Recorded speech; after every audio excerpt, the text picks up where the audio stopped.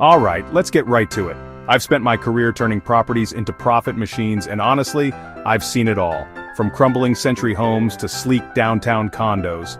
But there's one corner of the real estate market that always gets people talking, whispering, and wondering: manufactured homes. Some folks see them as a shortcut to financial freedom, a clever hack in a wildly expensive housing market. Others picture rusty trailers and think it's a one-way ticket to losing your shirt. So what's the real story?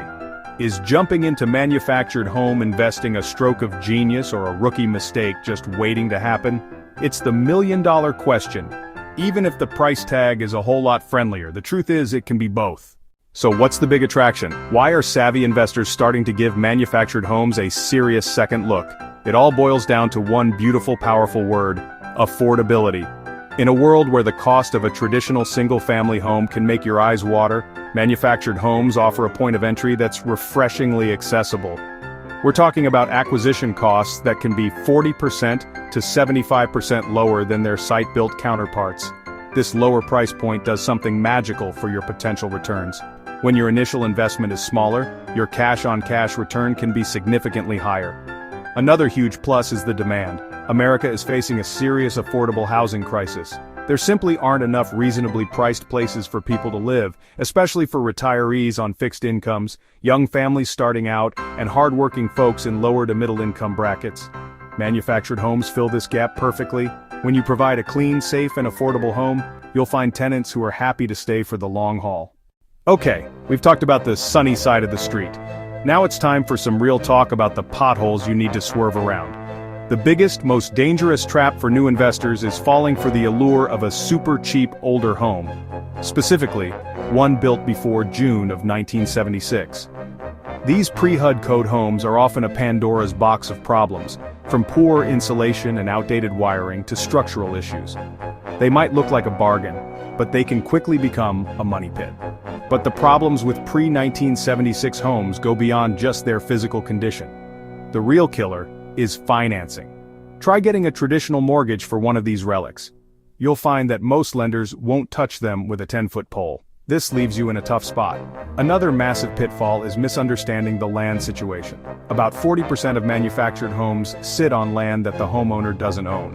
The park owner can raise the lot rent, sometimes dramatically, which can crush your cash flow. Owning the home, but not the land, puts you in a very vulnerable position. So, how do the pros make money in this space while avoiding the traps? They follow a proven playbook. The first and most important rule is to focus exclusively on homes built after June 1976. This is non-negotiable.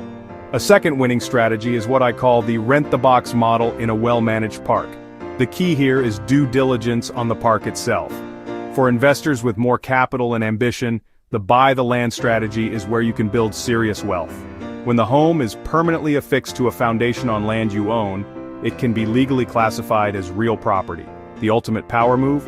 The replace and reposition strategy. You find a great piece of land that has an old, decrepit pre-1976 unit on it, pay to have the old unit hauled away, and replace it with a brand new, modern, manufactured home. So, after all that, what's the final call? Are manufactured homes a hidden gold mine or a treacherous money pit? The answer is refreshingly simple. It's not about the home, it's about the investor. In the hands of an uninformed, impulsive buyer who skips their homework, it can absolutely become a financial disaster. On the other hand, for the diligent, educated, and strategic investor, manufactured homes represent one of the most exciting opportunities in real estate today. Before you jump in, you have a checklist of non-negotiables to run through. Verify the property's legal classification, confirm its age and HUD compliance, scrutinize financing options, investigate the foundation, and get familiar with local zoning laws. I'm Kris McCullough, retired Marine and your go-to mortgage guy for the real estate deals most lenders run from. We fund homes, we build dreams. Want more tips like this? Hit that follow button or visit krismccullough.com for calculators, tools, and straight talk on financing.